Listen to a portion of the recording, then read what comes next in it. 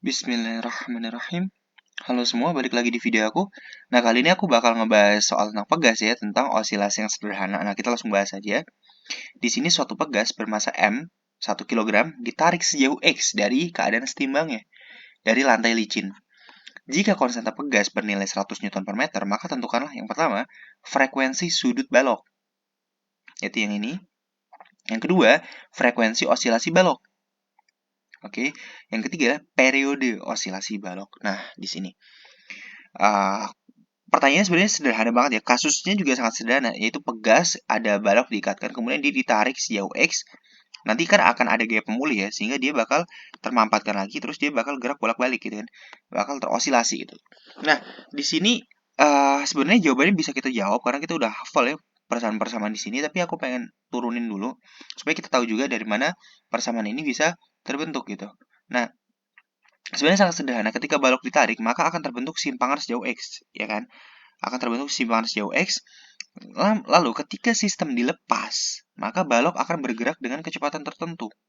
Oke, jadi ketika dia di sini di simpangan X, kecepatannya belum ada ya kan? Tapi pas dilepas ya, maka ketika katakanlah di sini lah, agak geser dikit ke sini, maka balok ini akan punya kecepatan v, punya kecepatan v, dan tapi dia masih punya simpangan terhadap jarak awal ya. Ini masih punya simpangan, katakanlah X gitu ya. Dia masih punya simpangan gitu. Yang ini terhadap simpangan awal, terhadap kondisi awalnya gitu. Nah, maka di sini kita tahu energi mekaniknya adalah energi potensial pegas tambah energi kinetik. Ya kan, energi mekanik, energi total untuk setiap waktu ya. Nah, kita tahu persamaan energi potensial pegas adalah setengah kx kuadrat. Kemudian kita juga tahu energi kinetik pegas, energi kinetik apapun ya, energi kinetik pegas di sini konteksnya adalah setengah mv kuadrat. Nah, kemudian teman-teman, kita tahu juga bahwasanya energi itu sifatnya konservatif. Ya, sesuai hukum energi ya, energi itu nggak bisa diciptakan, nggak bisa dimusnahkan, tapi hanya bisa ditransformasi ke bentuk yang lain atau dikonservasi ya, dirubah bentuk gitu. Nah, kemudian di sini kita juga bisa tahu ya bahwasanya jika energinya bersifat konservatif, maka perubahan energi tiap satuan waktunya sama nol. Ini bukan energi, energi mekanik seharusnya. Perubahan energi mekanik tiap satuan waktu ya, energi totalnya akan sama dengan nol. Kenapa ya? Perubahan ya, konsep diferensial ya di kalkulus ya, bahwasanya perubahan energi mekanik tiap satuan waktu itu akan sama dengan nol karena sistemnya secara nilai di sini dia nggak berubah gitu nilainya kan, karena saling mengkonservasi satu sama lain. Jika di sini energi potensialnya yang gede, kemudian setelah dia ke sini energi potensialnya mungkin akan mengecil, tapi energi kinetiknya akan membesar gitu ya, dan akan seperti itu terus saling menyeimbangkan satu sama lain sehingga energi mekaniknya bersifat konstan gitu.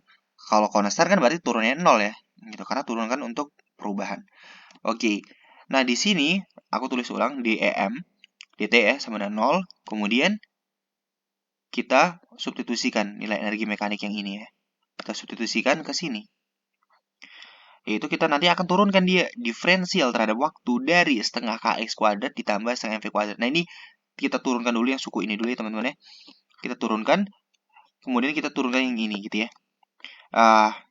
Tapi di sini aku tulis secara langsung ya, tapi aku bakal jelasin juga.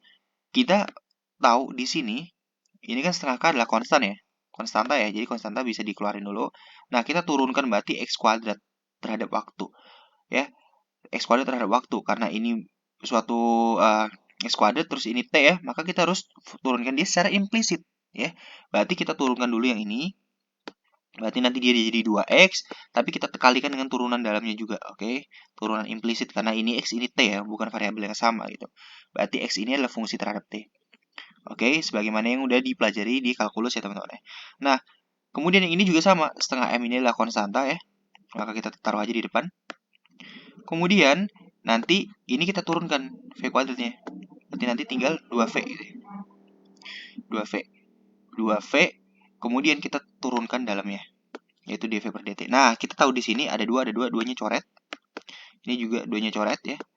Nah, tinggal kx dt per dv, dt per dx per dt, dx per dt adalah kecepatan ya teman-teman ya. Berarti dia v. Si ini adalah v ya. Dia adalah v. Kemudian ini adalah mv dv per dt, ini adalah percepatan, maka dia a. Sehingga kita bisa tuliskan dia adalah KXV ditambah MVA ya. Nah, di sini. Oke, aku bakal hapus dulu biar kelihatan rapi ya teman-teman ya. Nah, setelah kita dapatkan di sini, kita bisa teman-teman bagi kedua ruas dengan V. Kita bagi kedua ruas dengan V. Apakah boleh kita bagi kedua ruas dengan V? Boleh. Ya, karena di sini kita mengasumsikan V-nya lebih besar dari 0. Oke, V-nya lebih besar dari 0 ya. Karena kita nggak meninjau kasus ketika dia di sini. Kita meninjau kasus ketika dia sedikit bergeser gitu ya. Ketika dia punya kecepatan. Makanya persamaannya ada setengah mv kuadrat ya. Gitu. Ketika berarti dia lebih besar dari 0. Kalau lebih besar dari 0 maka kita boleh bagi kan gitu. Kalau dia 0 baru nggak boleh dibagi ya. Nah, ini nanti kita bisa coret, tinggal nih KX tambah MA. Tapi aku di sini balik ya, jadi MA tambah KX. Kenapa? Karena nanti kita bakal ngelihat bentuknya teman-teman ya. Nah, ketika kita lihat bentuknya, sekarang kita kan tahu MA tambah KX. Nah, sekarang kita bagi kedua ruas dengan M.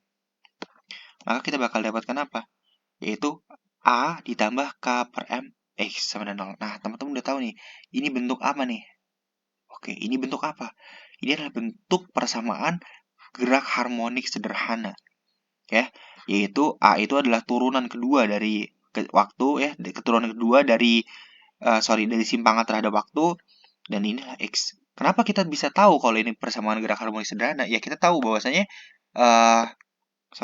kita tahu bahwasanya simpangan ya teman-teman, simpangan itu kan jika di gerak harmonik sederhana kita definisikan sebagai A sin omega T ya. Sebenarnya ada fase awal juga, tapi aku tulis A sin omega T aja. A sin omega T ya.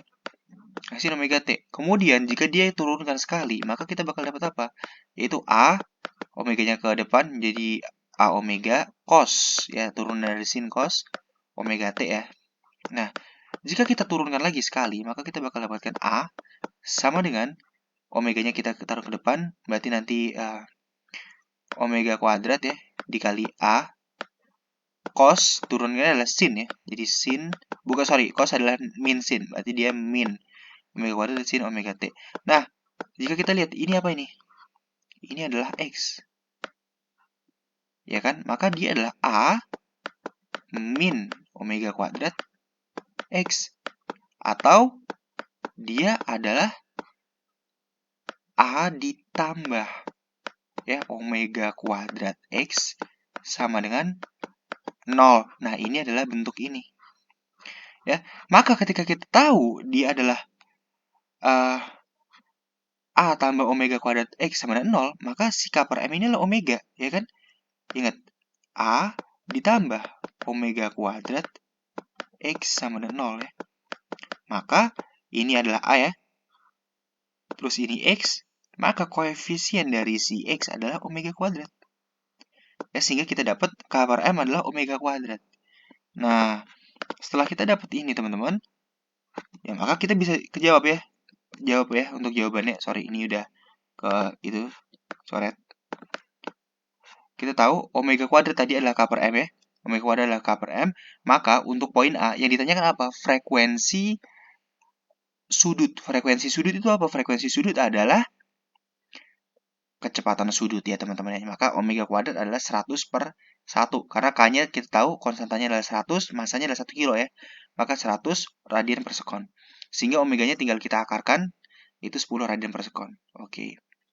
Nah, untuk poin B, omega itu yang ditanya adalah frekuensi osilasi ya. Berarti beda. Kalau frekuensi sudut adalah omega, kalau frekuensi osilasi adalah V-nya ya. Omega adalah 2pi per F, atau di sini yang udah kecoret duluan ya, itu adalah 2pi per T. Yaitu 2pi per periode ya. Tapi kan karena kita mau nyari frekuensi osilasi, maka kita pakai yang ini gitu. Sehingga kita bisa tuliskan ya, teman-teman. Omega, yang dimana omega itu adalah tadi omega kuadrat adalah K per M, maka omeganya adalah akar K per M. Omega adalah akar K per M kan. Berarti akar K per M adalah 2pi frekuensi.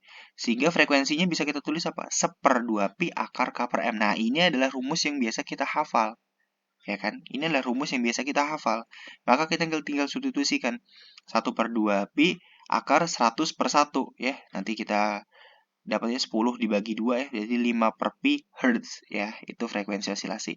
Kemudian bagaimana dengan periode? Ya, periode adalah frekuensi, atau kalau kita mau nyari omega, omega sama dengan 2 pi per t juga boleh ya. Tapi kita mending pakai ini aja ya, tinggal dibalik ya. Atau yang tadi ya, T berarti kalau kita tahu di sini T adalah 1 per F, berarti persamaan ini tinggal kita balik 2-nya ke atas, M sama K tukar tempat ya. Berarti 2 pi akar M per K. Ini adalah frekuensi osilasi dari pegas yang biasa kita hafalkan ya. Nah, maka kita bakal dapat pi per 5 sekon. Nah, ini adalah jawaban untuk soal ini, teman-teman. Gitu.